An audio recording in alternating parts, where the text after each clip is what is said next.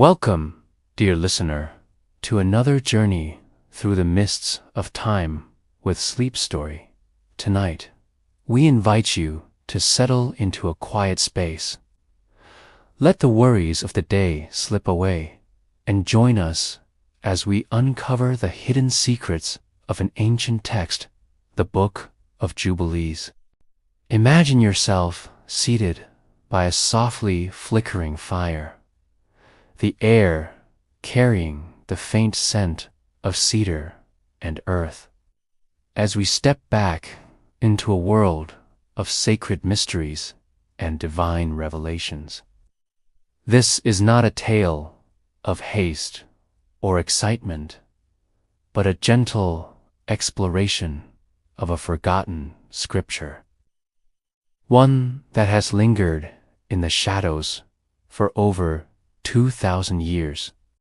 The Book of Jubilees, preserved in the ancient canon of the Ethiopian Orthodox Church, offers a window into a time when humanity sought to understand the divine order of the cosmos. It speaks of angels, sacred calendars, and a divine plan etched on heavenly tablets long before the world began. Yet, this text was banned by many religious authorities. Its teachings deemed too controversial, too disruptive to the established order. Why was it hidden? What truths did it hold that led to its exclusion from mainstream scripture? Tonight, we will unravel these questions, moving slowly through the rhythm of ancient lives, their struggles, and their divine encounters. As you listen, let your mind wander through the deserts of Judea, the caves of Qumran, and the sacred peaks of Mount Sinai. Feel the weight of history settle gently around you, like a soft blanket inviting rest. Our journey will unfold in 10 parts, each revealing a secret of the Book of Jubilees. From the cosmic origins of creation to the hidden prophecies of Moses. If you're awake, you'll find intrigue in these ancient tales. If you're drifting toward sleep, let the steady cadence of our story carry you into dreams. Let us begin with a glimpse into the daily life of those who first penned this remarkable text. In the turbulent world of Judea, 200 years before the birth of Christ. Daily life immersion. Judea in a Maccabean era. Imagine yourself walking through the rugged hills of Judea. The sun casting long shadows over olive groves and stone-walled villages.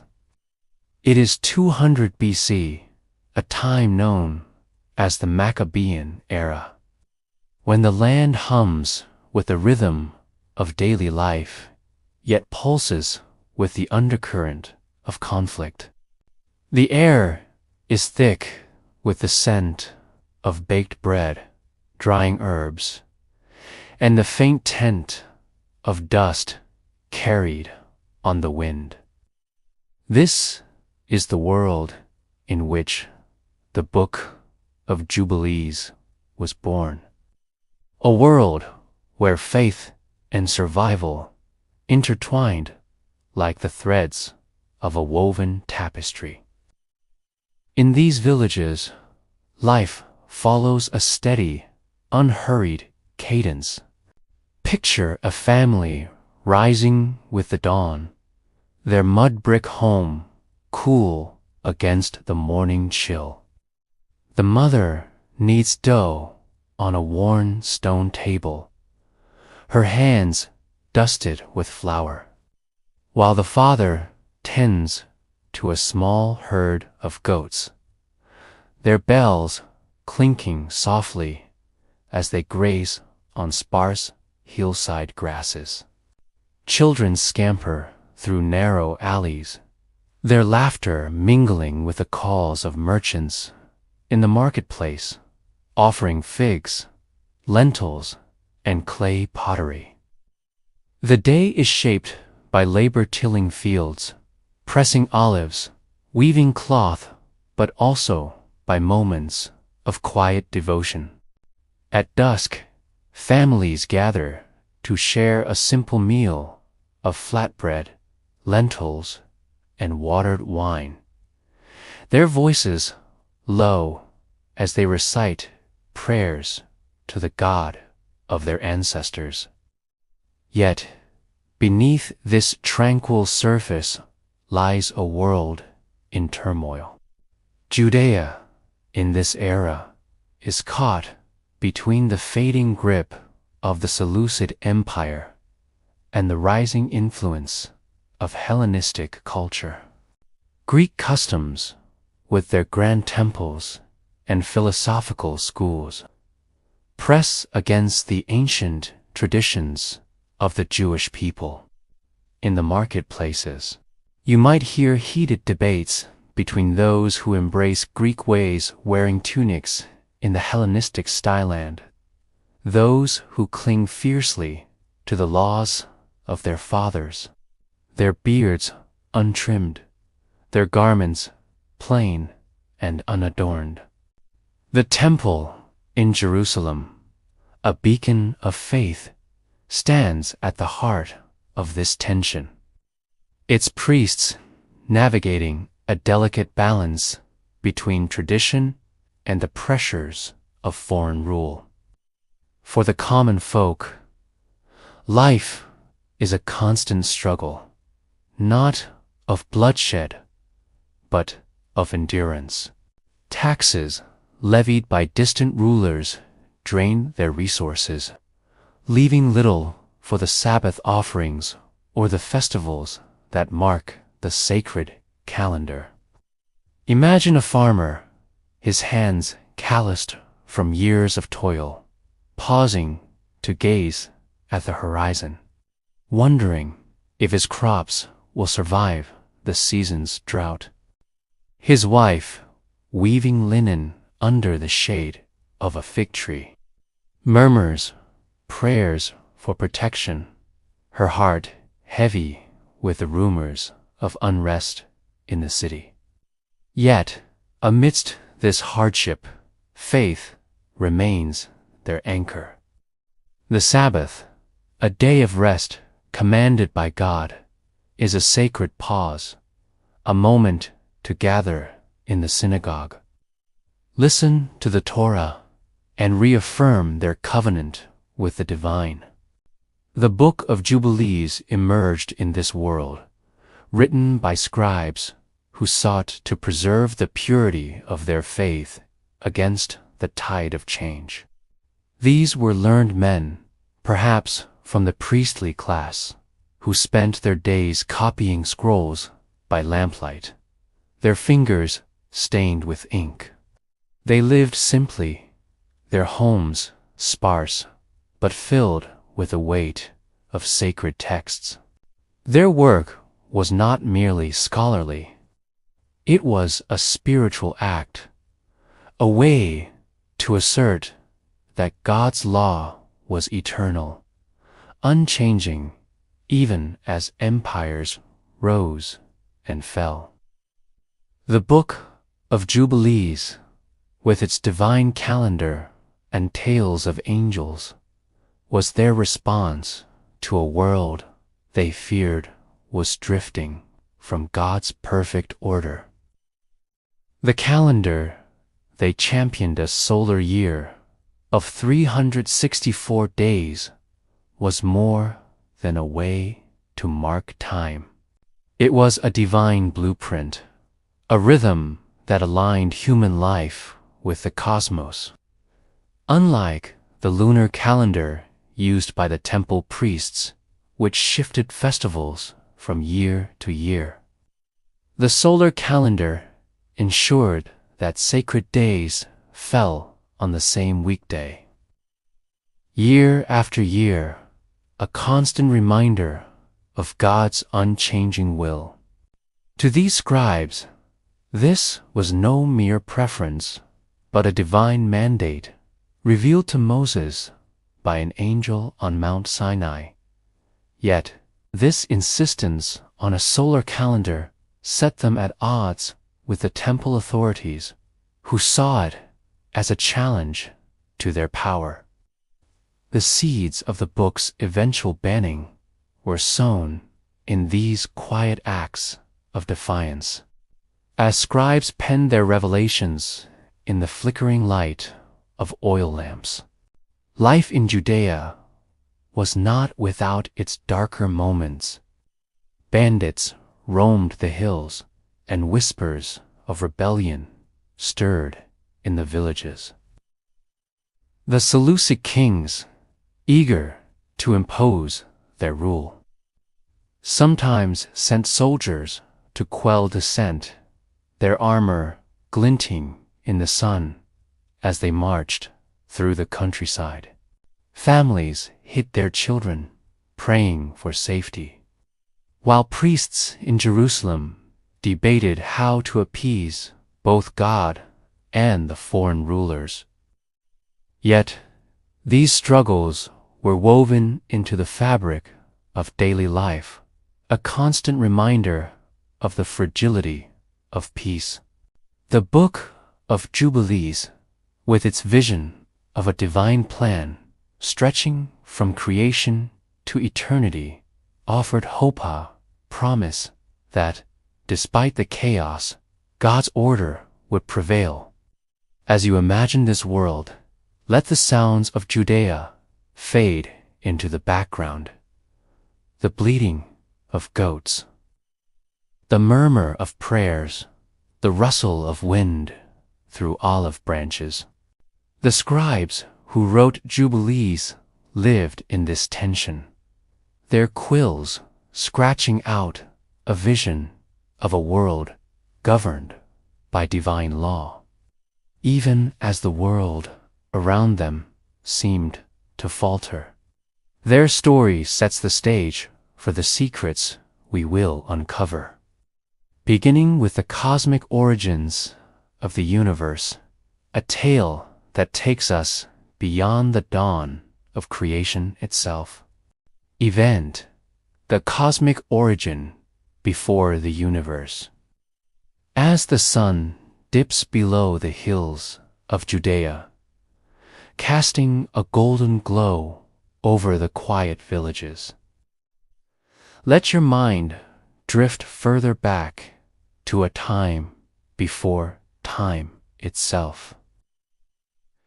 Imagine a vast, boundless expanse, not of earth or sky, but of divine presence, where the rhythm of creation has yet to begin. The Book of Jubilees invites you to this sacred moment, a moment before the first light, before the stars, before the world took shape. It is here, in this eternal stillness, that the story of the universe begins, not with a sudden burst, but with a deliberate, divine act, recorded on tablets that exist beyond the reach of human hands. In the Book of Jubilees, the creation narrative is not merely a tale of beginnings, but a revelation of God's eternal plan, etched on what the text calls the heavenly tablets. Picture these tablets, not as stone or clay, but as shimmering surfaces of divine light, holding the blueprint of all that is and will be. Unlike the brief account in Genesis, which moves swiftly from darkness to light, Jubilees lingers on the moments before creation, offering details that pull you into a deeper understanding of the cosmos. It speaks of a God who, before shaping the earth, established the foundations of order, law, and purpose. Consider the angels, those radiant beings who serve as God's messengers and stewards. According to Jubilees, they were not an afterthought created to tend a finished world. No, they came first, born in the silence before the first day. Imagine them, countless and luminous, gathered in the upper heavens, their presence a symphony of harmony and devotion. The text describes the angels of the presence who stand closest to God, and the spirits who govern the forces of nature, wind, fire, and water. These were not mere attendants, but active participants in the divine plan, existing before the mountains rose or the seas gathered.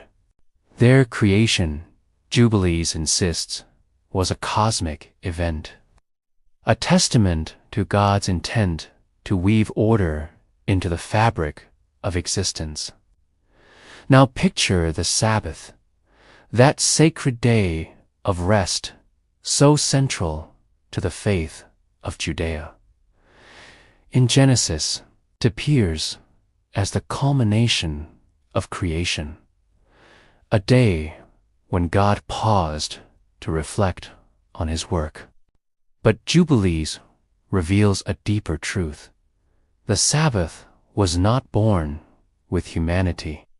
It was a cosmic principle established before the heavens and earth took form. Imagine the universe itself resting in that eternal moment, a pause woven into the very structure of time. This Sabbath, recorded on the heavenly tablets, was not for humans alone, but for all creation, a rhythm that echoes through the ages, a reminder of divine perfection. The Garden of Eden, too, takes on a new dimension in Jubilees. Close your eyes and envision a place of unearthly beauty, where the air is fragrant with blossoms and the light seems to shimmer with a life of its own. Adam and Eve, the first of humanity, walk in this garden, but they are not as Genesis describes them. Jubilees tells us they wore garments of light, their forms glowing with an almost angelic radiance.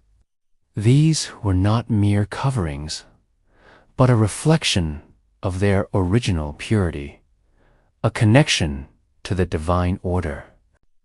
The text paints a scene of harmony, where humanity's first steps were guided by a law that predated their existence, a law written in the heavens long before the earth was formed. But even in this paradise, a shadow stirs. Jubilees does not shy away from the presence of evil, naming the serpent not as a mere creature, but as Satan himself, a figure of cosmic rebellion. Imagine the garden now, its tranquility disturbed by a subtle whisper, a voice that sows doubt and desire. This identification of the serpent as Satan marks a stark departure from Genesis, where the serpent's nature is left ambiguous. In Jubilees, the spiritual war begins at the dawn of humanity, a battle between good and evil that reverberates through the ages. The text suggests that this conflict was not a surprise, but part of a divine narrative foreseen and recorded on those eternal tablets. The heavenly tablets themselves are a cornerstone of Jubilees' vision, Picture them, again, glowing with divine script, holding not just the laws given to Moses, but the entire arc of history, past, present, and future. Unlike the stone tablets of Exodus, which carried the 10 Commandments, these heavenly tablets are the original, eternal record from which all earthly laws are drawn. They contain the commandments, the sacred cycles of time, and the destinies of nations. Jubilees insists that the laws given to Israel were not new, but ancient reflections of a divine order that existed before the stars were set in the sky. This vision of a pre-creation cosmos, with its angels, Sabbath, and heavenly tablets, serves a profound purpose. It tells the listener that nothing in history is accidental. Every event, from the creation of light to the fall of humanity, was part of a plan ordained before time began.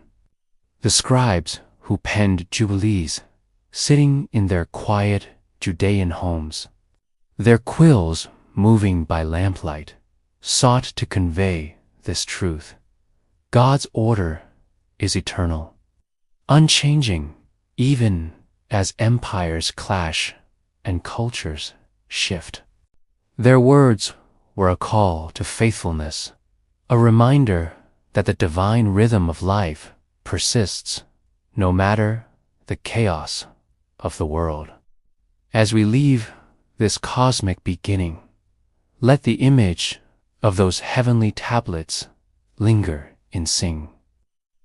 Their light, steady and unyielding, guides us to the next secret, a darker chapter in the Book of Jubilees.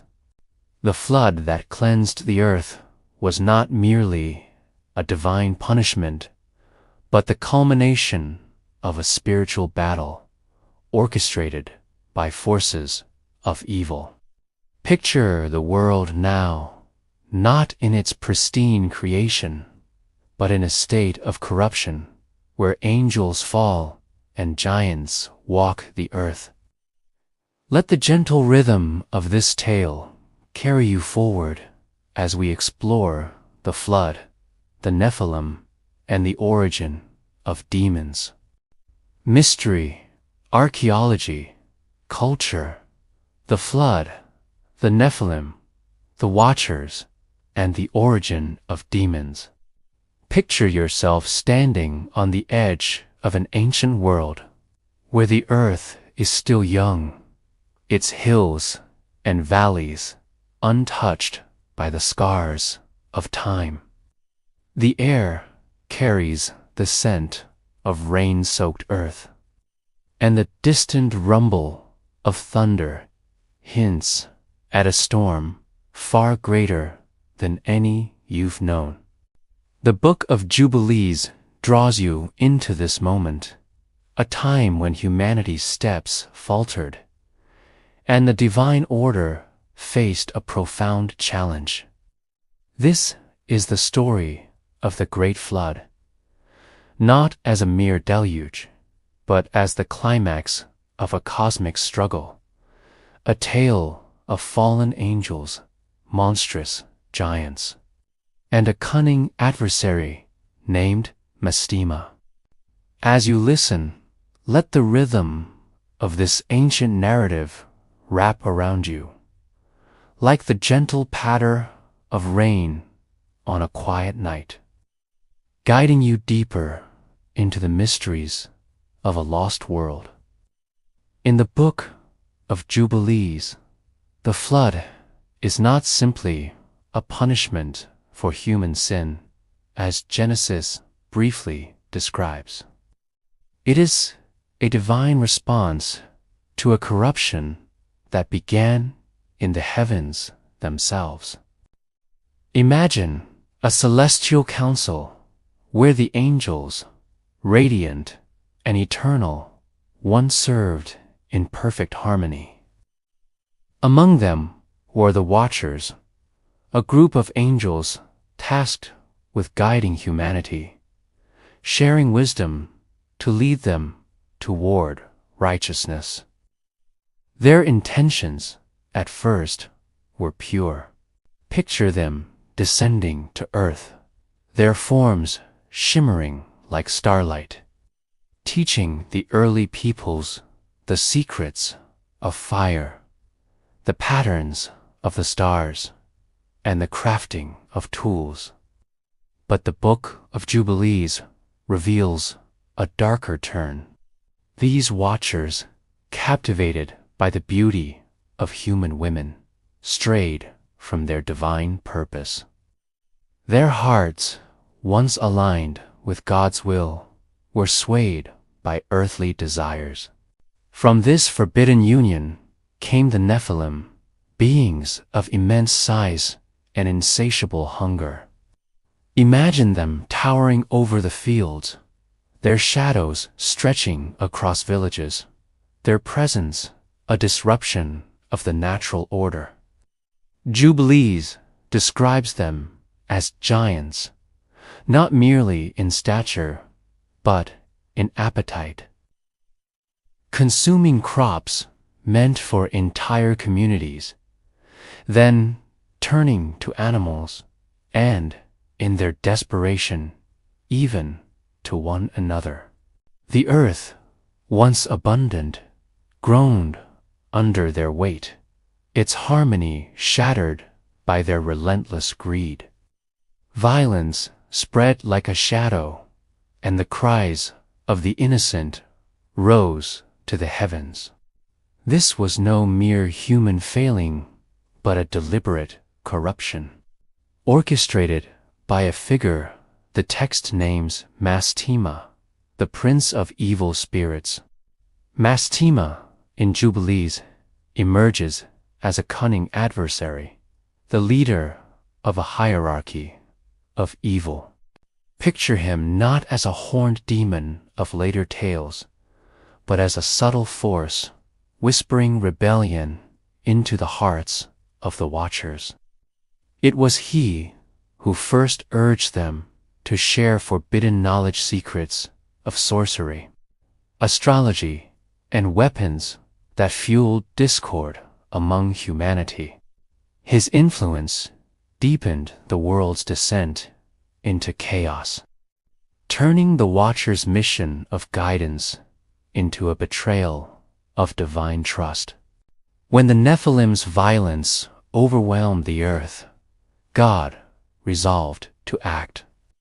The flood, Jubilees tells us, was not a hasty decision, but a necessary cleansing, a divine intervention to restore the balance disrupted by these unnatural beings.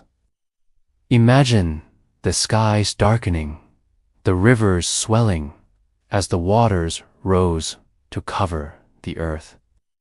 The flood in Jubilees is a solemn act, a washing away of corruption that had seeped into creation itself. The Watchers, for their rebellion, were bound in chains, their freedom revoked as they awaited divine judgment. The Nephilim, their offspring, were swept away, their unnatural existence ended by the deluge. Yet Mastema, ever cunning, saw an opportunity even in defeat.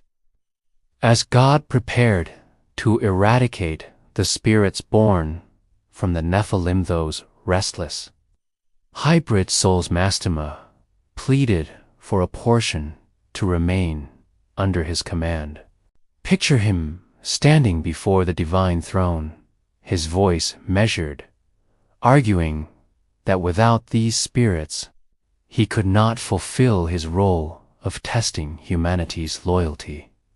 In a surprising twist, Jubilees reveals that God granted this request. 1/10 of these spirits, the remnants of the Nephilim, were allowed to remain, subject to Mestima's authority. These became the demons, restless and unseen, tasked with tempting humanity, accusing them before God, and perpetuating the spiritual struggle that began in Eden. The text presents this not as a victory for evil, but as part of a divine plan, a controlled allowance within God's sovereign will. The flood cleansed the earth, but the presence of these spirits ensured that the battle between good and evil would continue, a constant test of human faithfulness. This narrative, rich with supernatural detail, sets Jubilees apart from Genesis, which offers only a fleeting mention of the sons of God and the Nephilim. Jubilees fills these gaps with a vivid cosmology, explaining the origins of evil in a way that resonates with the struggles of its author's time. In the Maccabean era, as Judea faced cultural and spiritual threats, the scribes saw parallels to this ancient corruption. The Hellenistic influences, like the forbidden knowledge of the Watchers, threatened to pull the people away from God's law. The story of Mastema and his demons served as a warning. Evil persists, subtle and pervasive, but it operates only within the boundaries set by divine authority. The cultural significance of this tale lies in its clarity. Jubilees does not shy away from naming evil, from identifying its source in a rebellion that began before the flood.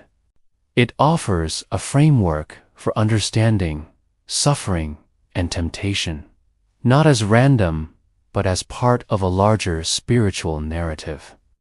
The Qumran community, who preserved fragments of Jubilees among the Dead Sea Scrolls, likely saw themselves as guardians of this truth, resisting the corruptions of their time, just as Noah would soon resist the chaos of his.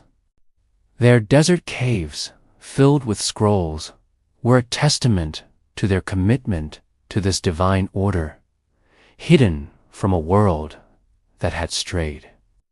As the waters of the flood recede in your mind's eye, imagine the earth emerging anew, cleansed, but not wholly free of evil. The demons, under Mastema's sway, linger in the shadows, their influence a quiet undercurrent in the lives of humanity.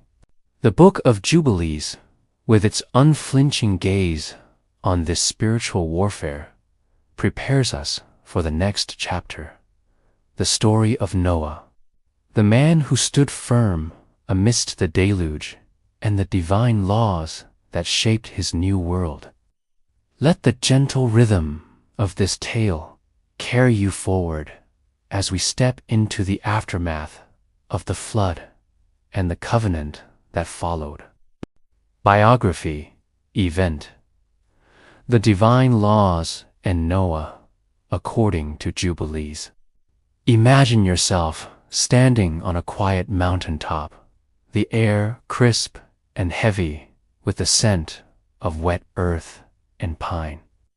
The world below is still, its surface washed clean by the receding waters of a great flood. The Book of Jubilees invites you to this moment where Noah, the righteous man, chosen by God, steps onto a renewed earth. The sky above is a canvas of soft blues and golds, and the rhythm of life begins anew, guided by divine laws that echo from eternity. This is not just the story of a man and his ark, but of a covenant that reshapes humanity's path. A covenant rooted in the heavenly tablets where God's eternal plan is written. Let this tale unfold slowly, like the gentle lapping of waves against the shore, carrying you deeper into the sacred rhythms of the past. In the Book of Jubilees, the flood is not a vague catastrophe, but a precisely measured event, lasting exactly 1 year, complete cycle of 364 days, aligned with a divine solar calendar. Picture Noah, his weathered hands resting on the rough wood of the ark. As it settles on a peak, the text names Mount Lubar, a specific ridge within the Ararat range. Unlike Genesis, which speaks broadly of Mount Ararat, Jubilees offers this distinct detail, anchoring the story in a sacred geography that reflects God's deliberate design. The earth, cleansed of its corruption, lies quiet, its fields ready to be tilled, its skies clear once more. Yet, this new beginning comes with a divine mandate, a set of laws that Noah receives to guide his descendants into a restored world. Jubilees presents Noah not merely as a survivor, but as a patriarch entrusted with eternal truths. Imagine him standing before his family, his voice steady as he shares the commandments revealed to him. These are not new laws crafted in the aftermath of the flood, but ancient principles drawn from the heavenly tablets, the same tablets that predate creation itself. Among these is the renewed significance of the Sabbath, a day of rest that mirrors God's own pause before the world began. Picture Noah's family gathered on that first post-flood Sabbath, their tools set aside, their hearts turned toward gratitude. The Sabbath in Jubilees is a cosmic rhythm, a sacred pause that binds humanity to the divine order, a reminder that time itself belongs to God. The text also details the distinction between pure and impure animals, a guide for diet and sacrifice that Genesis attributes to later times. Imagine Noah carefully selecting animals for an offering, their bleating soft in the morning air, as he follows divine instructions to honor God. This law, too, is eternal, written in the heavens long before the flood waters rose. Jubilees emphasizes that these distinctions were not new, but part of a divine plan revealed progressively to humanity. The Feast of Weeks, known as Shavu, also finds its place in this covenant.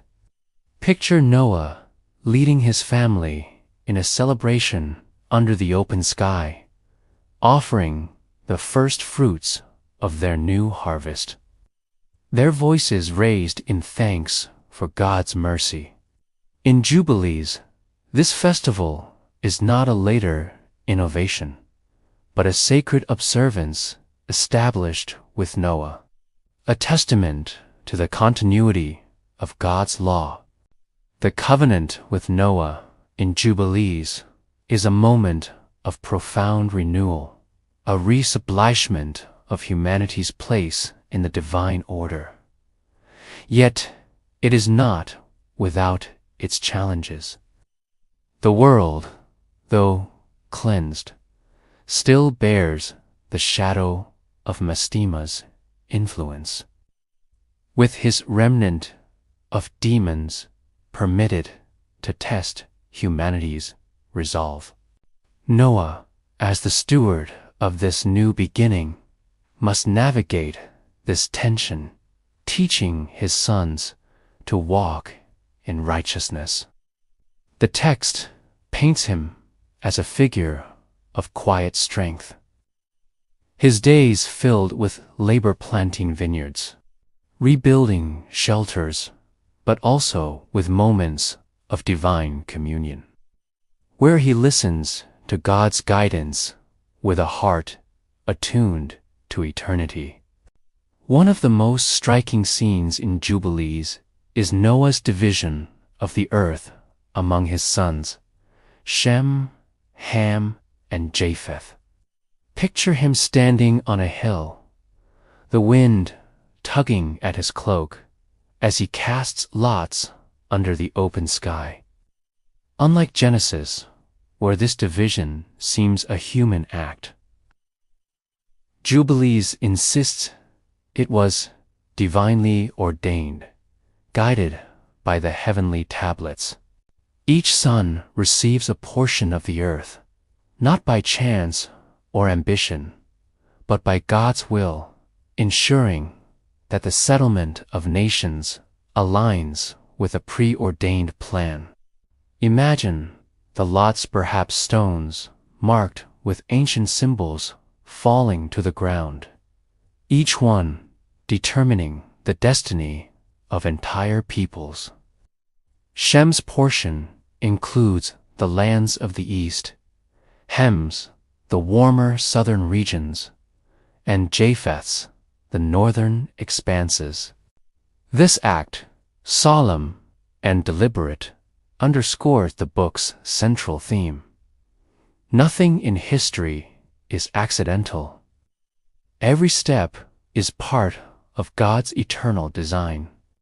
This narrative of Noah's covenant and laws serves a deeper purpose in Jubilees.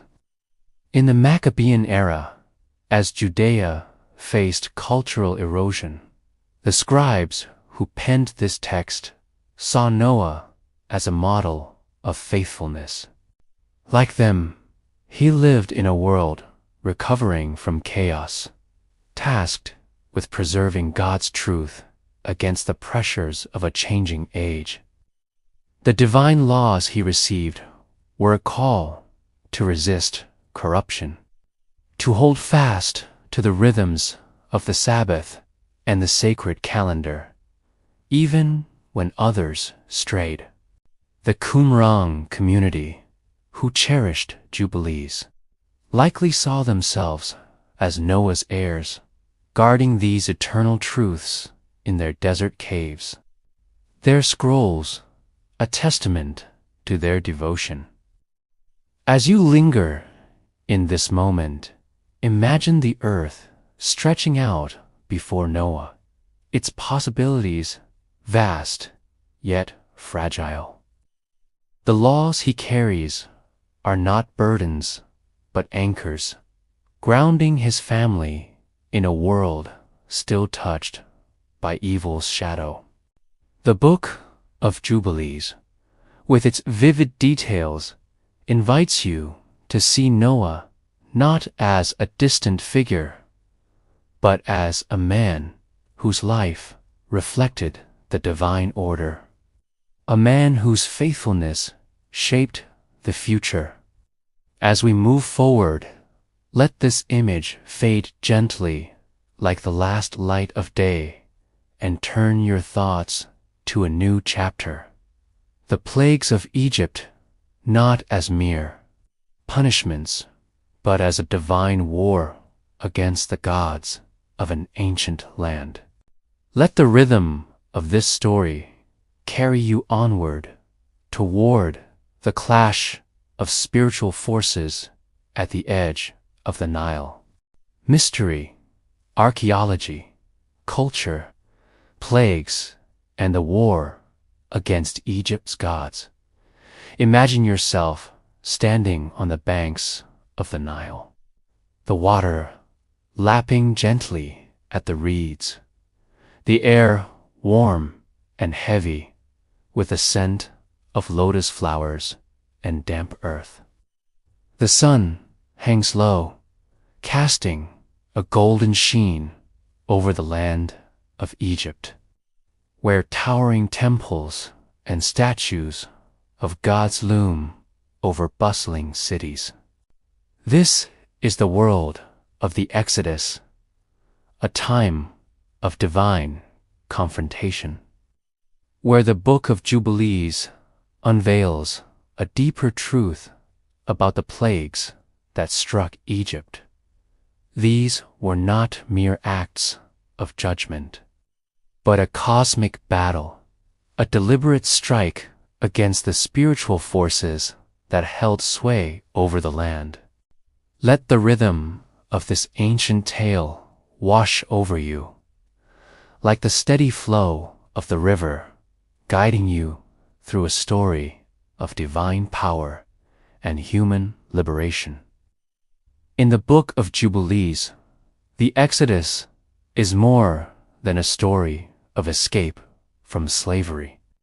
It is a war against the dark powers that ruled Egypt, led by the cunning adversary, Mastema, the prince of evil spirits. Picture the scene. Moses, staff in hand, stands before Pharaoh's court, his voice calm yet resolute. The plagues unfold not as random disasters, but as purposeful acts, each one targeting the gods Egypt revered. The Nile turning to blood, its waters lifeless and still, challenges Hapi, the deity of the river's fertility. The darkness that blankets the land defies Ra, the sun god, whose light was believed to sustain life. Jubilees frames these events as a divine campaign, a demonstration that the God of Israel reigns supreme over every force, seen and unseen. Mastema, the same figure who orchestrated the corruption before the flood, plays a pivotal role in this struggle. Imagine him as a shadow moving through Pharaoh's palace, his influence subtle but pervasive. Jubilees tells us he empowered the Egyptian magicians, enabling them to mimic Moses' miracles, turning staffs into serpents, conjuring signs to rival God's power. Their actions were not mere trickery, but a spiritual defiance, an attempt to discredit the divine will. Mastema's hand is seen again in the hardening of Pharaoh's heart, a resistance that prolonged Israel's suffering. Picture Pharaoh, his eyes narrowed, his resolve stiffened by an unseen force, refusing to release the Israelites despite the mounting calamities. The Book of Jubilees reveals an even darker moment, Mastema's direct attack on Moses himself. Before Moses could fully embark on his mission, the text describes a perilous encounter, a moment when Mastema sought to end his life. Imagine Moses alone in the desert night, the stars above dimmed by an oppressive presence as he faces this unseen adversary. God's intervention, swift and unyielding, protects Moses, ensuring the mission of liberation continues. This episode, absent from Genesis, underscores the spiritual stakes of the exodus of battle, not just against human oppressors, but against a hierarchy of evil seeking to thwart God's plan. The plagues culminate in the most solemn event, the death of Egypt's firstborn. Picture the silence that falls over the land, homes darkened, the air heavy with grief. Jubilees frames this not as a cruel act, but as the final blow in a divine contest, a strike against the gods who claimed authority over life itself. This event, the text suggests, was a declaration of God's ultimate dominion, a moment when the powers of Egypt, human and spiritual, were humbled. Mastema, for a time, is restrained, his influence bound by God's angels as the Israelites prepare to depart. Yet, his malice persists. As the Israelites reach the Red Sea, their sandals sinking into the sand, Mastema is released once more, stirring Pharaoh's heart to pursue them with chariots and soldiers. This narrative of spiritual warfare reflects the cultural and religious tensions of the Maccabean era, when Jubilees was written. The scribes who penned this text lived in a Judea under foreign influence, where Hellenistic gods and philosophies threatened the purity of their faith. To them, the plagues were a powerful metaphor. Just as God defeated Egypt's deities, he could overcome the cultural forces seeking to erode Israel's covenant. The Qumran community, who preserved Jubilees among the Dead Sea Scrolls, likely saw themselves as part of this ongoing battle, guarding the divine law against corruption, much as Moses stood against Mastema. Archaeologically, the story connects to the broader context of ancient Egypt's religious world. Excavations of temples and inscriptions reveal a pantheon deeply woven into daily life. From the worship of Osiris to rituals honoring the Nile, Jubilees' emphasis on a divine war against these gods would have resonated with its audience, who saw their own faith challenged by foreign powers. The text's insistence on God's sovereignty offered hope, a reminder that no force, human or spiritual, could stand against the divine plan recorded on the heavenly tablets. As you linger by the Nile, imagine the Israelites crossing the Red Sea, their steps guided by a pillar of cloud, their hearts lifted by deliverance. The plagues, though devastating, were a prelude to freedom, a clearing of the spiritual battlefield for a new chapter in God's story.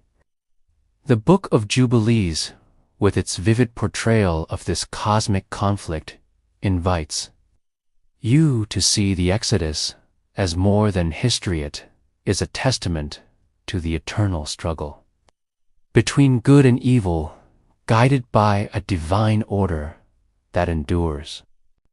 Let this image fade gently, like the ripples on the river's surface, as we turn to the next secret, the hidden truth of the patriarchs, whose lives were shaped by laws older than the earth itself. biography, event, the hidden truth of the patriarchs. Picture yourself seated beneath a sprawling oak tree, its branches swaying gently in the warm breeze of a Canaanite evening. The air carries the faint scent of wild herbs and sun-baked earth, and in the distance, the soft bleating of sheep echoes across the rolling hills. This is the world of the patriarchs Abraham, Isaac, and Jacob, men whose lives, according to the Book of Jubilees, were shaped not by chance or culture, but by a divine law that stretched back to the dawn of creation. As you settle into this quiet scene, let the rhythm of their lives, steady and unhurried, draw you into a story of faith, revelation, and eternal truths. The Book of Jubilees unveils a hidden truth about these men. Their righteousness was rooted in laws written on heavenly tablets, laws that guided their every step. In Jubilees, the patriarchs are not merely faithful wanderers, as Genesis portrays them, but active recipients of divine instruction taught directly by angels. Imagine Abraham, his face weathered by years under the desert sun, sitting by a flickering fire as celestial beings appear in the stillness of the night. The text describes these encounters as profound moments of teaching, where the angel of the presence, one of God's chief messengers, reveals sacred laws and rituals. Picture Abraham listening intently, the glow of the firelight dancing in his eyes, as he learns the precise ways to offer sacrifices. Their smoke rising as a pleasing aroma to God. These were not human inventions, but eternal principles, drawn from the heavenly tablets, the divine record that predates the world itself. One of the most striking revelations in Jubilees is the origin of circumcision, a covenant sign central to Abraham's story. In Genesis, circumcision is established as a physical mark of God's promise given to Abraham in his later years.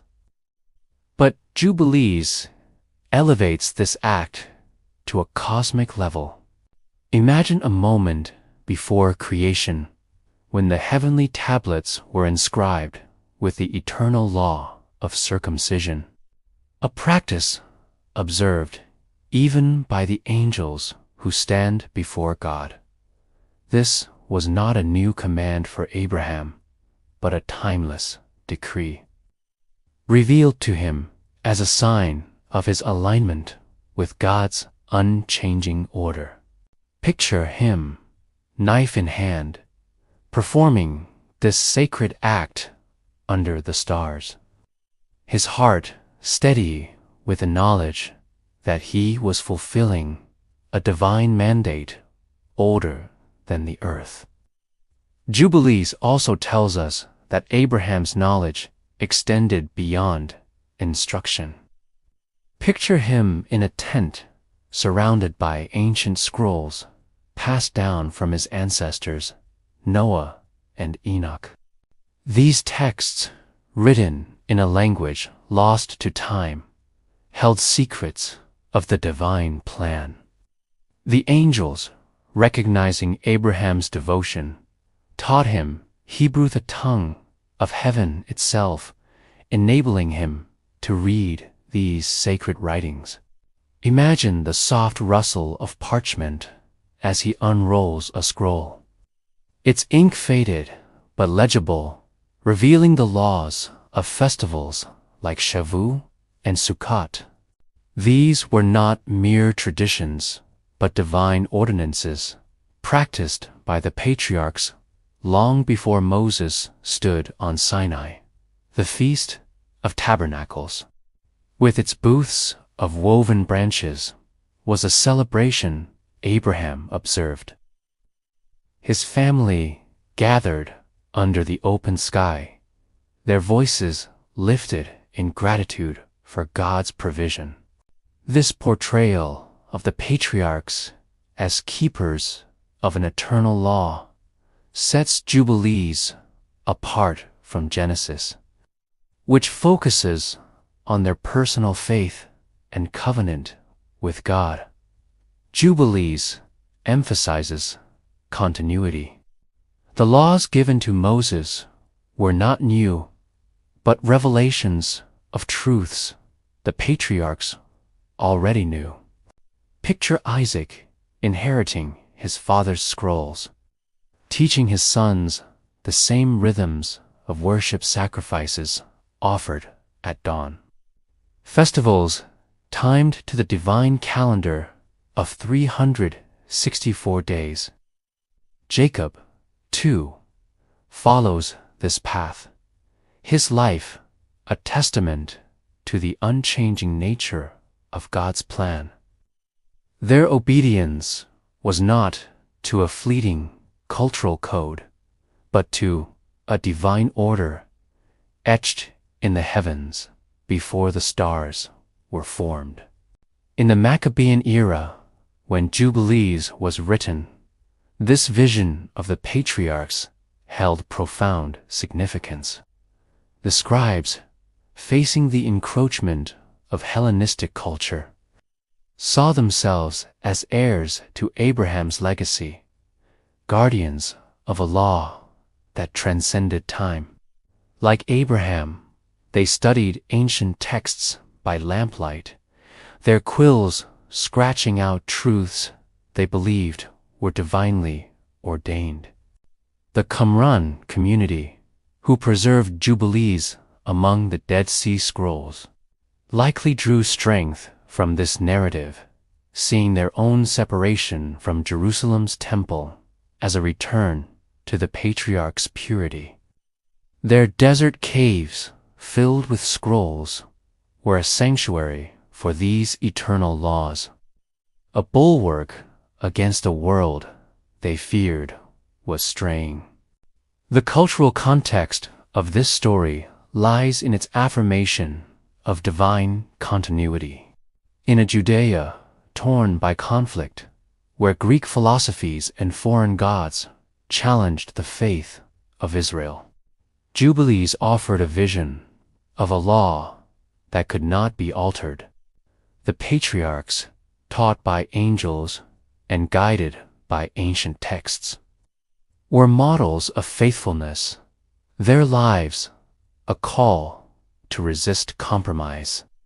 The text's emphasis on Hebrew as the heavenly tongue also underscored the sacredness of their tradition, a language uncorrupted by foreign influence. As you linger in this scene, imagine Abraham's tent fading into the twilight, the scrolls carefully rolled and stored, their wisdom preserved for generations. The patriarchs, with their angelic encounters and eternal laws, stand as pillars of a divine order that endures through the ages. The Book of Jubilees, with its rich details, invites you to see their lives as part of a cosmic plan, a plan that continues to unfold. Let this image soften like the glow of a setting sun as we turn to the next secret, the solemn truth of sin recorded as a debt in the heavens, and the story of Joseph, whose trials revealed the weight of divine justice. Sin, recorded as debt Imagine yourself resting by a quiet campfire in the land of Canaan. The night sky above, studded with stars, their light a soft reminder of the vastness of creation. The air carries the scent of dry grass and smoldering wood, and in the distance, the faint sound of a shepherd's flute drifts through the darkness. The Book of Jubilees draws you into this ancient world, not to a moment of triumph or celebration, but to a solemn truth about the nature of sin. In this text, sin is not a fleeting mistake, but a weighty debt, meticulously recorded on the heavenly tablets, with consequences that ripple through time. Tonight, we explore this truth through the story of Joseph, a man whose life reveals the interplay of betrayal, divine justice, and the hope of forgiveness. Let the gentle rhythm of this tale wrap around you like the warmth of the fire, guiding you deeper into the sacred mysteries of the past. In the Book of Jubilees, sin is portrayed as more than a personal failing. It is a disruption of the divine order, a debt that demands resolution before God. Picture the heavenly tablets, those eternal records glowing with divine light, where every act, good or evils, noted with unerring precision. Unlike Genesis, which often focuses on the immediate consequences of actions, Jubilees emphasizes the cosmic weight of sin, a stain that lingers in the divine ledger until addressed through repentance or judgment. This concept reflects a God who is both just and merciful, seeing all, yet offering a path to restoration. It is within this framework that the story of Joseph, Jacob's beloved son, unfolds with new depth. Imagine a young Joseph, his multicolored coat catching the sunlight as he walks through the fields of Canaan. His dreams vivid with visions of stars and sheaves bowing before him. His brothers, consumed by envy, watch him with narrowed eyes, their hearts stirred by resentment over their father's favor. Jubilees recounts their betrayal with stark clarity. They plot to rid themselves of Joseph, first considering death, then choosing to sell him into slavery. Picture the scene: the brothers gathered in a dusty valley, their voices low and tense as they hand Joseph over to merchants bound for Egypt. To conceal their act, they smear his coat with goat's blood, presenting it to Jacob, who mourns as if his son were lost to a wild beast. The air grows heavy with the weight of their deception, a moment that reverberates beyond the family. Jubilees adds a profound detail to this familiar story: the brothers. Treachery is recorded as a grievous sin on the heavenly tablets. Imagine those tablets, their surface etched with the divine script. Noting this act of betrayal as a debt against God's order. This is not merely a family tragedy, but a violation of the eternal law, a fracture in the harmony God intended for His people. The text underscores that nothing escapes God's gaze. Every act of malice is seen and documented. Yet, Jubilees does not leave this story in darkness. The heavenly tablets, while recording sin, also hold the possibility of redemption, a path for the debt to be settled through sincere repentance. Picture Joseph now in Egypt, his days filled with toil and trial, first as a slave, then as a prisoner in a dim, stone-walled cell.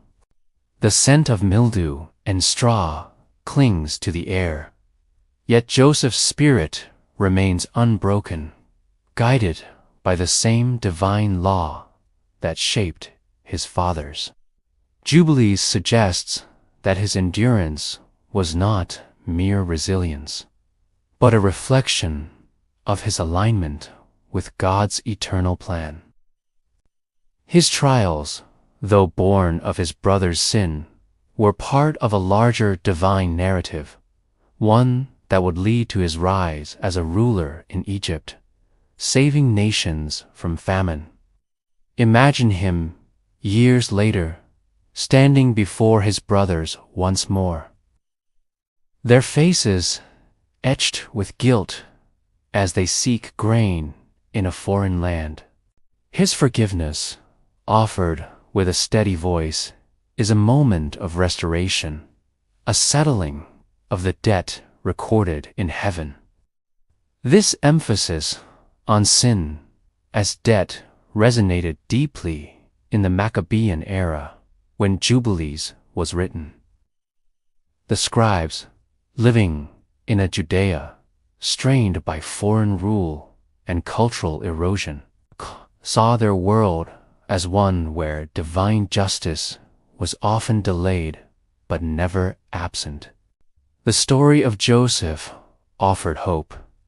Even the gravest sins could be forgiven if repentance was genuine. The Qumran community, who preserved Jubilees among the Dead Sea Scrolls, likely found solace in this truth.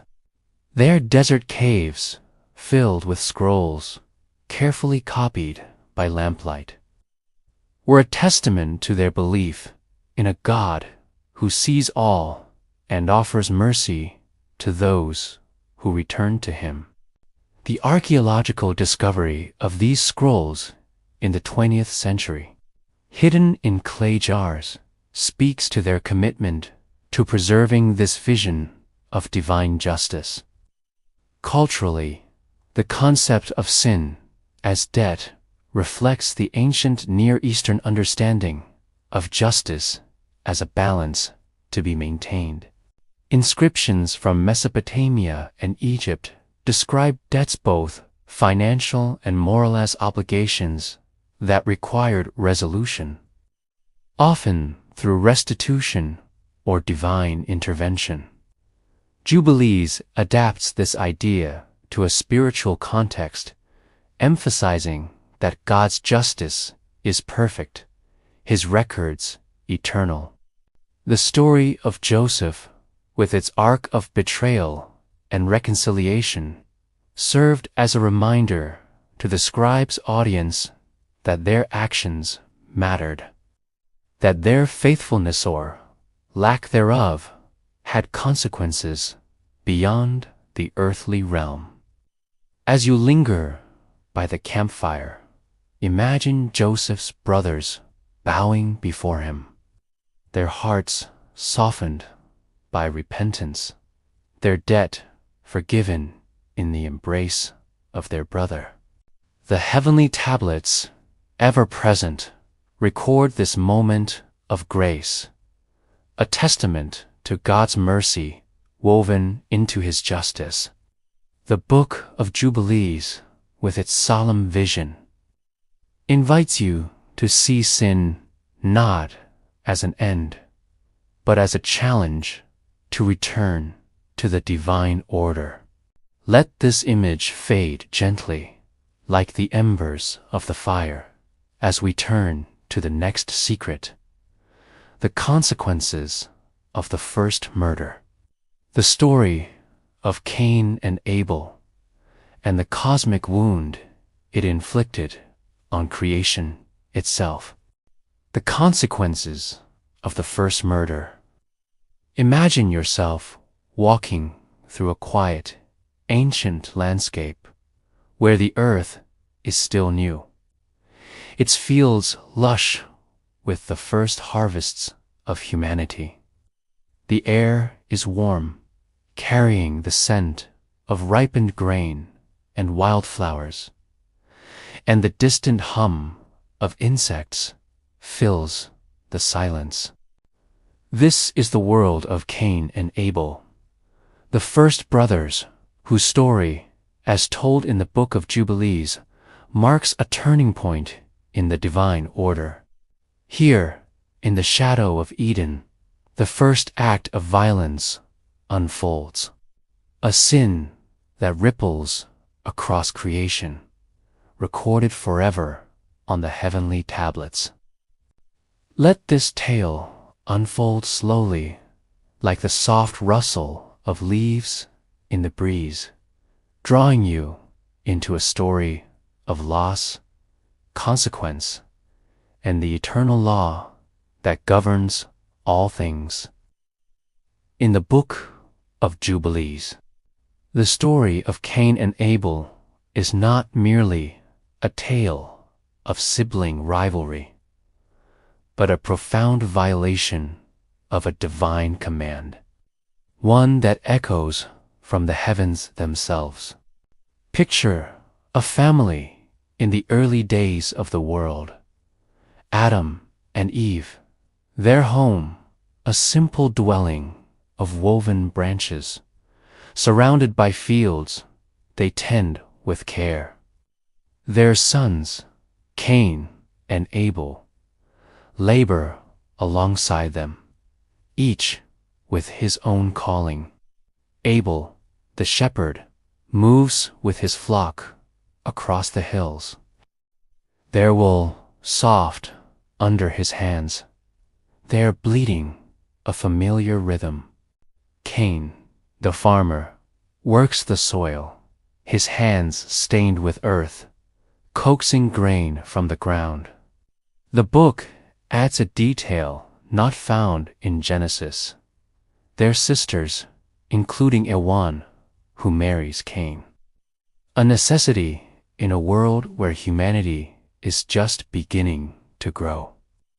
The conflict between the brothers begins with their offerings to God. Imagine Abel selecting the finest lambs from his flock, their wool glistening in the morning light, and presenting them with a heart full of devotion. Jubilees describes a divine sign, perhaps a flame descending from heaven, accepting his offering, a moment of sacred communion. Cain, however, brings produce from his fields, perhaps hastily gathered, his heart clouded with pride or indifference. The text suggests that God looks not only at the gift, but at the giver's intent, and Cain's offering finds no favor. Picture him standing in the field, his face darkening with envy, the air heavy with his unspoken resentment as he watches his brother's sacrifice ascend in smoke. Jubilees lingers on the moment of warning, where God speaks to Cain, urging him to master the sin crouching at his door. But envy festers, and Cain lures Abel to a secluded field. The act itself is described with restraint. A life is taken, the first innocent blood spilled upon the earth. The text avoids the visceral details, focusing instead on the weight of the Dita brothers' life, extinguished, a family shattered. This murder, Jubilees reveals, is no ordinary crime. It violates a law inscribed on the heavenly tablets before creation began, a timeless decree against taking innocent life.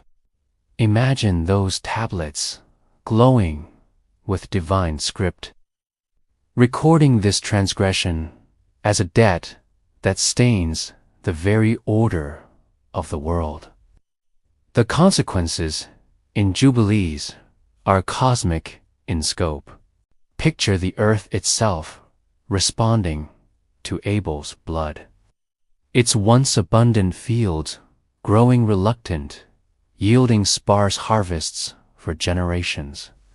The text describes the land as defiled, its harmony disrupted by the violence of Cain's act.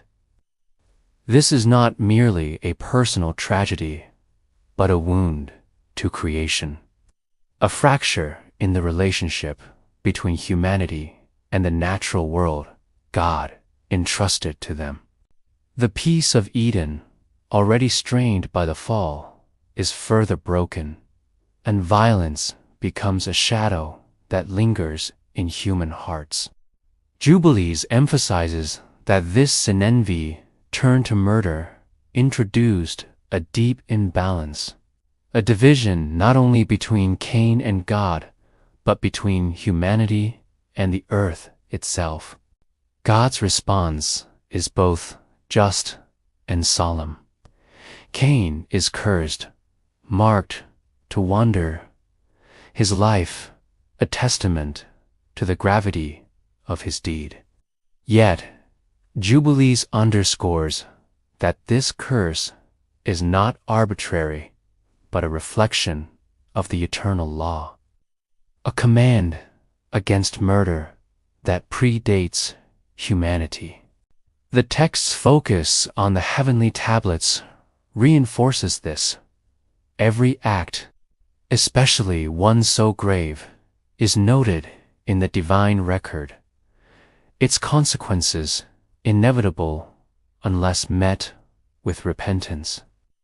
Unlike Genesis, which leaves the aftermath more open, Jubilees amplifies the lasting impact, portraying the earth's diminished fertility and humanity's fractured harmony as enduring scars of Cain's sin. In the Maccabean era, when Jubilees was written, this story carried profound weight.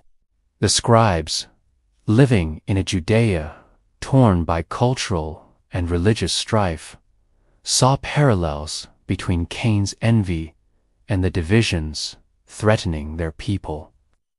Hellenistic influences, like the serpent's whisper in Eden, sowed discord, tempting some to abandon the divine law. The Qumran community, who preserved Jubilees among the Dead Sea Scrolls, likely saw themselves as guardians against such corruption, their desert caves a refuge for the eternal truths Cain violated. The archaeological discovery of these scrolls, hidden in clay jars, speaks to their commitment to preserving this vision of a world where sin has consequences, but God's order endures. Culturally, the story reflects ancient Near Eastern concerns about blood guilt and its impact on the land. Texts from Mesopotamia and Canaan describe rituals to cleanse the earth of violence, suggesting a shared belief that murder disrupts the natural order. Jubilees adapts this idea, framing Abel's death as a cosmic event, a warning to its audience to honor God's law. The text's emphasis on the heavenly tablets offered hope. Even in a world marred by sin, the divine plan held a path to restoration.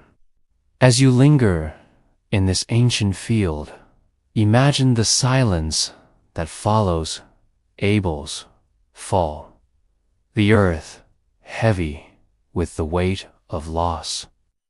The Book of Jubilees, with its solemn clarity, invites you to see this moment as a turning point, a reminder that actions ripple through creation.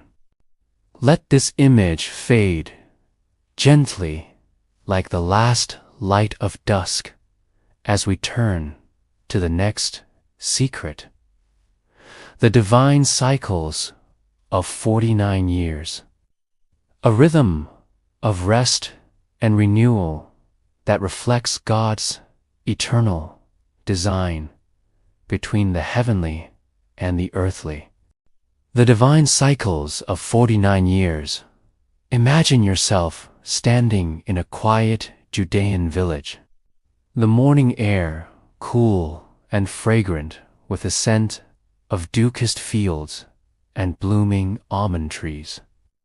The sun rises slowly, casting a golden glow over terraced hills, where farmers pause their labor to honor a sacred rhythm. This is the world of the Book of Jubilees, where time itself is a gift from God, ordered in cycles that reflect His eternal plan. The text introduces you to the divine cycles of 49 years, known as the Jubilees, a system of rest, renewal, and justice that binds humanity to the land and the heavens.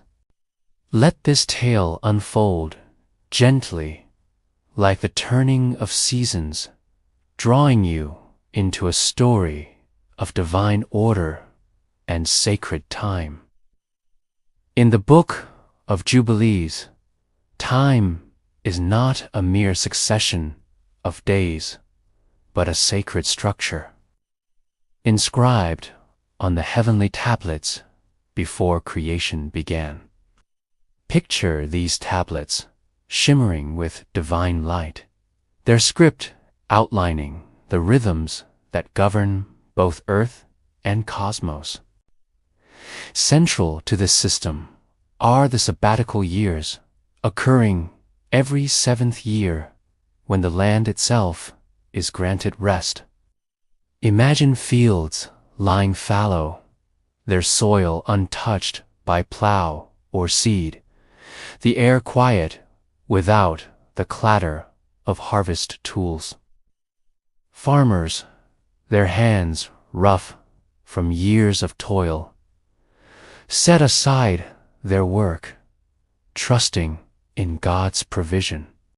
This rest, Jubilees teaches, is not merely practical, but a divine command, a reflection of God's own rest after creation, a moment to honor the earth as His creation.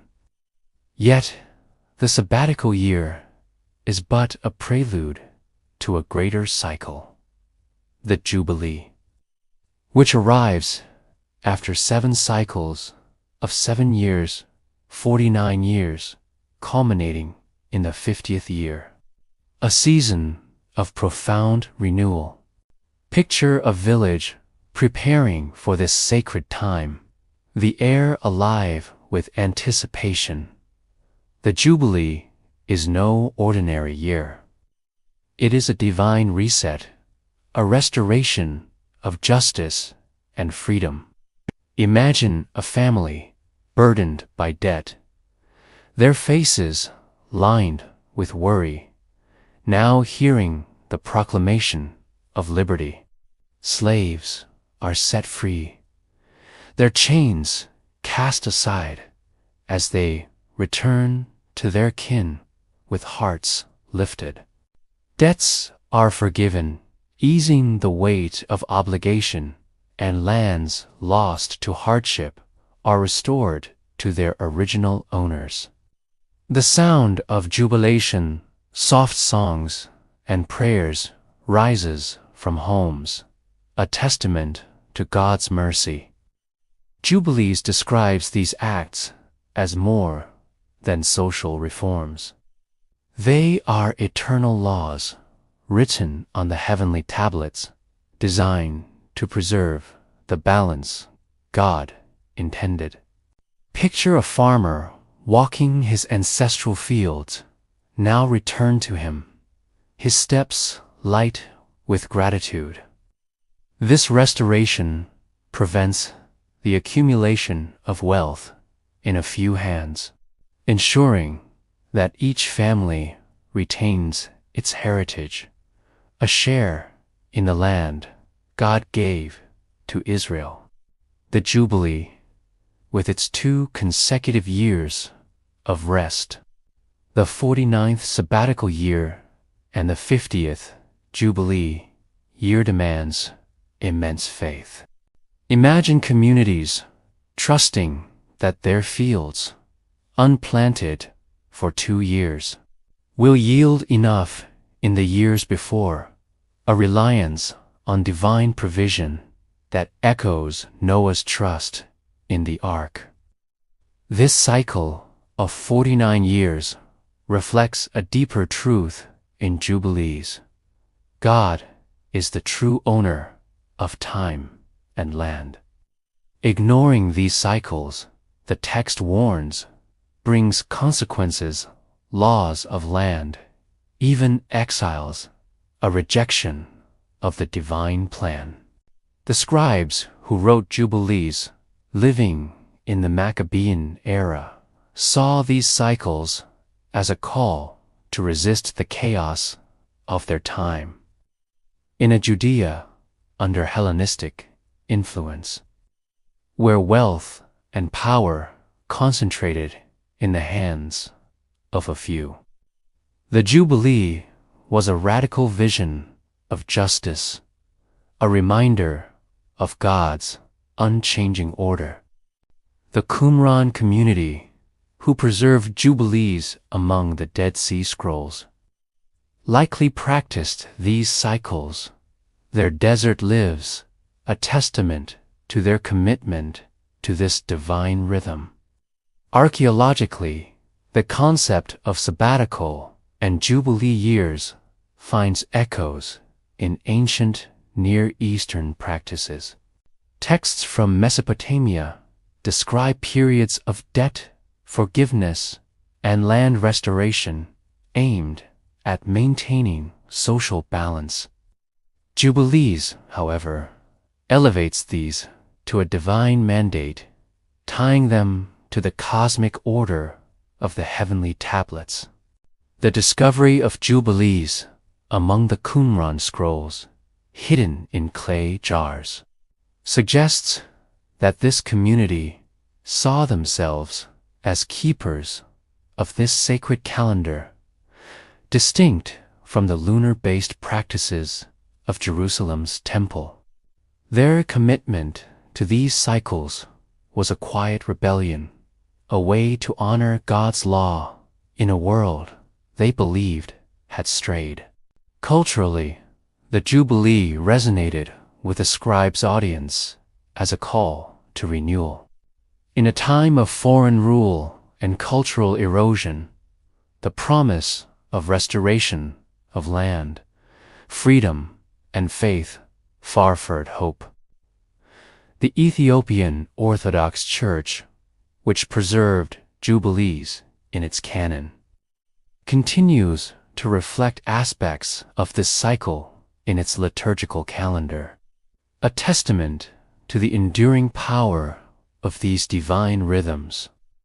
The Jubilee, with its emphasis on justice and mercy, reminded the people that God's plan was not only eternal, but also compassionate, a plan that sought to heal the wounds of inequality and loss. As you stand in this Judean village, imagine the sound of a shofar proclaiming the Jubilee, its notes carrying across the hills, signaling freedom, and renewal. The Book of Jubilees, with its vision of sacred time, invites you to see these cycles as a reflection of God's heart. Enoch and the mathematical harmony of the Jubilees calendar. Imagine yourself seated on a rocky outcrop in the Judean wilderness. The night sky above, a vast tapestry of stars, their light twinkling like a celestial map. The air is cool, carrying the faint scent of desert sage and dry earth, and the silence is broken only by the soft whisper of the wind. This is the world of Enoch, a figure revered in the Book of Jubilees as a keeper of divine secrets, entrusted with the sacred calendar that orders time itself. The Jubilees calendar, with its precise 364 days, is not merely a tool for counting days, but a reflection of God's perfect harmony, revealed to Enoch by angels. Let this tale unfold gently, like the turning of the heavens, guiding you into a story of mathematical precision and divine order. In the Book of Jubilees, Enoch stands as a bridge between heaven and earth, a man who walked with God and received visions of the cosmos. Picture him in a quiet grove, his eyes lifted to the stars as angels descend, their forms radiant with divine light. According to the text, these celestial beings taught Enoch the secrets of the sun, moon, and stars, unveiling a calendar that mirrors the perfection of God's creation. This calendar, with exactly 364 days, divides neatly into 52 weeks. Each year, a perfect cycle with no days left unaccounted. Imagine Enoch, his hands tracing patterns in the dust, calculating the rhythm of time as the angels guide him, their voices a soothing cadence in the stillness of the night. The Jubilees calendar is a marvel of symmetry, built around the sacred number 7, a symbol of divine completion. Picture each year divided into 4 seasons: spring, summer, autumn, and winter, each lasting exactly 91 days or 13 weeks. This precision ensures that every season begins on the same day of the week, a Wednesday, the 4th day of creation, when God set the sun, moon, and stars in the heavens. Imagine a community following this calendar, their festivals, Passover, Shavuot, Sukkot falling on the same weekday year after year, their celebrations a steady rhythm that aligns with the cosmos. The air fills with the scent of fresh-baked bread for Passover, the sound of prayers for the Feast of Weeks, and the rustle of palm branches for tabernacles, all timed to this divine order. Jubilees presents this calendar not as a human invention, but as a divine mandate, recorded on the heavenly tablets before the world began. Picture those tablets, glowing with eternal script, their laws dictating the rhythm of sacred time. The text warns that deviating from this 364-day solar calendar used by some in Jerusalem's temple disrupts God's plan. Festivals celebrated on the wrong days lose their sacred connection, inviting divine disapproval. Imagine a scribe, his quill poised over parchment, recording these warnings with care, his heart heavy with the knowledge that many have strayed from this perfect system. In the Maccabean era, when Jubilees was written, this calendar was a point of contention. The scribes who penned the text saw the lunar calendar, with its shifting dates and need for adjustments, as a corruption of God's order. The Qumran community, who preserved Jubilees among the Dead Sea Scrolls, likely adhered to this solar calendar, their desert lives a testament to their commitment to divine precision. The archaeological discovery of these scrolls in the caves of Qumran, hidden in clay jars, reveals their dedication. Fragments of Jubilees, alongside other texts, suggest they celebrated festivals on dates distinct from Jerusalem's, a quiet act of defiance against a temple they believed had compromised God's law. Culturally, the Jubilees calendar reflects a broader ancient fascination with time and its divine significance. Mesopotamian and Egyptian texts describe complex systems for tracking celestial movements, but Jubilees claims a unique authority, asserting that its calendar was revealed directly by God through Enoch. The Ethiopian Orthodox Church, which preserved Jubilees in its canon, continues to use elements of this solar-based system in its liturgical calendar, a living legacy of this ancient vision. The calendar's mathematical harmonies, perfect division into weeks and seasons for the scribes. Audience, a sense of stability in a chaotic world, a reminder that God's order endures. The story of Enoch and the calendar also carries a spiritual weight. Picture him, a solitary figure, studying the stars, his heart attuned to the divine rhythm. Jubilees portrays him as a model of faithfulness, a man who preserved God's truth in a world prone to forgetting. For the Qumran community, Enoch's legacy was a call to resist the Hellenistic influences of their time, to hold fast to the calendar that aligned their lives with heaven. The discovery of Jubilees among their scrolls, preserved through centuries, underscores their belief in this divine system, a beacon of hope in a world of shifting allegiances. As you gaze at the stars above the Judean wilderness, imagine the calendar's rhythm guiding a community through the years, their festivals a steady pulse in the divine plan.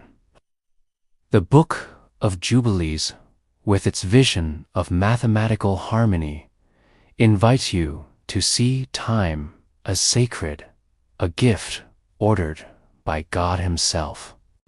Let this image fade gently, like the fading starlight, as we turn to the final secret, the hidden prophecy of Moses. A vision of Israel's destiny that stretches from exile to redemption, revealed on the holy mountain. the hidden prophecy of Moses and the destiny of Israel, with conclusion. Imagine yourself standing on the slopes of Mount Sinai, the air cool and sharp, carrying the faint scent of desert stone warmed by the sun. Above you, the peak is shrouded in cloud, a veil of mystery where the divine meets the mortal. This is the setting where the Book of Jubilees places Moses not only as the receiver of the law, but as the recipient of a sweeping prophecy, delivered by the angel of the presence during his 40 days atop the holy mountain. This vision, apocalyptic in scope, reveals the destiny of Israel, a journey through apostasy, exile, and ultimate redemption. As we explore this final secret, let the rhythm of this ancient tale envelop you. Like the soft hum of the wind across the desert, guiding you toward a deeper understanding of divine purpose and eternal hope. In the Book of Jubilees, the prophecy given to Moses is not a mere warning, but a divine revelation, etched on the heavenly tablets, outlining the arc of Israel's future. Picture Moses, his cloak dusted with the sand of Sinai, kneeling in awe as the angel speaks, its voice a steady cadence that echoes through the ages. The angel foretells a time when Israel will turn away from God's sacred laws, abandoning the rhythms of the Sabbath, the festivals, and the divine calendar of 364 days. Imagine the sorrow in this prophecy as the people who were chosen to carry God's light stray into darkness, their altars neglected, their hearts drawn to foreign ways. This apostasy, the text warns, will bring divine judgment, exile from the promised land. Their cities left desolate, their temple in Jerusalem reduced to ruins. The prophecy does not end in despair, but it grows darker before the dawn. Picture a world where the influence of Mastema, the prince of evil spirits, rises like a shadow, his demons testing humanity's resolve. The angel speaks of times of great tribulation, when nations oppress God's people and the earth trembles under the weight of sin. These moments, Jubilees suggests, are a purification, a refining fire for the faithful who hold fast to God's law. Imagine a small remnant, their voices raised in quiet prayer, their lives a testament to the eternal truths recorded in the heavens. The prophecy echoes the warnings of biblical prophets like Jeremiah and Ezekiel, yet Jubilees frames them as part of a divine plan, foreseen before the world began. Amidst this vision of trial, the angel offers a promise of redemption. Picture a future where Israel returns to God, their repentance heartfelt, their hearts turned back to the covenant. The Book of Jubilees describes a new era, a restoration where God dwells with his people in a renewed Jerusalem, its temple perfected forever. Imagine this city, its streets bathed in light, its air filled with the scent of incense and the sound of sacred songs. This vision, with its echoes of the New Testament's revelation, speaks of a new heaven and earth where evil is banished, and God's order reigns supreme. The prophecy delivered to Moses on Sinai is a testament to the enduring mercy of God, a promise that His plan, written on the heavenly tablets, will prevail. This apocalyptic vision held profound meaning for the scribes of the Maccabean era, who penned Jubilees amidst cultural and religious upheaval. In a Judea pressured by Hellenistic influences, they saw their own struggles mirrored in the prophecy of apostasy and exile. The Qumran community, who preserved Jubilees among the Dead Sea Scrolls, likely identified with the faithful remnant, their desert caves, a sanctuary for God's truth. The archaeological discovery of these scrolls, hidden in clay jars near the Dead Sea, speaks to their hope in this vision, hope that God's redemption would come even after centuries of scattering. The Ethiopian Orthodox Church, which included Jubilees in its canon, carried this promise forward, its liturgy reflecting the belief in a divine plan that transcends time. Culturally, this prophecy reflects the ancient Jewish tradition of apocalyptic literature, seen in texts like Daniel and Enoch, which grapple with the tension between present suffering and future hope. Jubilees, however, ties this vision to the heavenly tablets, emphasizing that every trial and triumph is part of God's eternal design.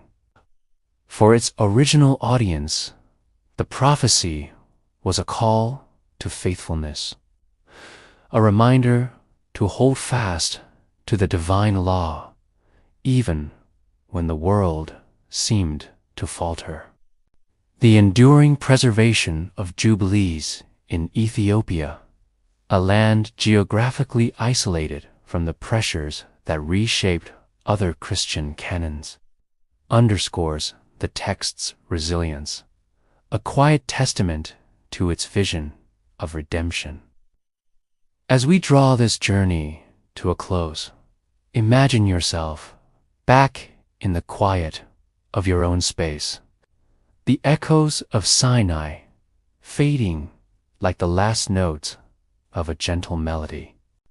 The Book of Jubilees has taken us through a world of divine secrets from the cosmic origins before creation, through the flood's cleansing waters, to the laws of Noah, the battles of Egypt, and the lives of the patriarchs. We've explored the weight of sin, the rhythms of sacred time, and the prophecy of a future restored. Each secret, like a thread in a vast tapestry, reveals a truth central to Jubilees. God's plan is eternal, unchanging, written on tablets of light before the stars were formed. The banning of Jubilees, its exclusion from many canons, was not merely a matter of doctrine, but a reflection of its challenge to the established order. Its solar calendar, its vivid tales of angels and demons, its insistence on an eternal law, these were truths too bold for some, too disruptive to the rhythms of temple and empire. Yet, in the caves of Qumran and the churches of Ethiopia, it endured a whisper of divine order preserved through centuries. As you reflect on this, consider the contrast with our own time, where the chaos of the past has given way to the comfort of the present. You rest now, not in a world of ancient struggles, but in a moment of peace, where the stories of old can lull you into dreams. Let the images of this journey linger the starlit skies of Enoch, the fields of Cain, the liberated lands of the Jubilee. The Book of Jubilees, with its vision of a God who sees all, records all, and redeems all, invites you to rest in the certainty of His plan. As you drift toward sleep, imagine the heavenly tablets, their light steady and eternal, guiding the world through time. Thank you for joining us on this journey with Mr. N Bible. If these ancient secrets have stirred your curiosity, we invite you to explore more hidden truths in our other videos, linked gently for you to discover. For now, let the rhythm of this story carry you into rest, into the quiet embrace of the night. Good night, dear listener, and may your dreams be filled with the echoes of eternity.